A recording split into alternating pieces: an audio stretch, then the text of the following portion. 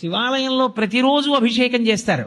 కానీ అసలు యథార్థమునకు పరమేశ్వరుడికి అత్యంత శక్తివంతమైన అభిషేకం జరిగేది ఎప్పుడో తెలుసా? మనం మహాశివరాత్రి మాసశివరాత్రి చేస్తాం, మంచిదే.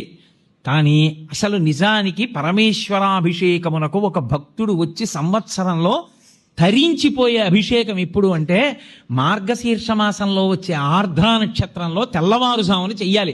చిదంబరంలో నటరాజస్వామికి చిదంబరంలో మోక్షలింగము అని శంకరాచార్యులు వారు పరమశివుడి దగ్గర నుంచి 5 లింగాలు తీసుకొచ్చారు. ఆ 5 లింగాల్లో ఒక లింగమే ఇప్పటికీ శృంగేరిలో ఉంది. శృంగేరిలో ఉండి భోగలింగం అన్న పేరుతో అభిషేకం చేయబడుతోంది. కంచిలో ఉన్నది యోగలింగం, చిదంబరంలో ఉన్నది మోక్షలింగం. చిదంబరంలో ఉన్న మోక్షలింగానికి ఆర్ద్రాభిషేకము అని ప్రత్యేకం చేస్తారు. అసలు నిజానికి దానితో కలుపుకుంటూ ప్రతి శివాలయంలో మార్గశీర్ష మాస ఆర్ద్రా నక్షత్రం నాడు తెల్లవారుజామున 3-4 మధ్యలో చెయ్యాలి అభిషేకం. సమస్తతాపోపశాంతి దేని వలన కలుగుతుందంటే ఆర్ద్రాభిషేకము చేత కలుగుతుంది. శివాలయం ఉండడం ఒకెత్తు, శివాలయాన్ని వాడుకోవడం ఒకెత్తు. శివాలయం ఉండడంతో సరిపోదు, మీకు శివాలయాన్ని వాడుకోవడం రావాలి.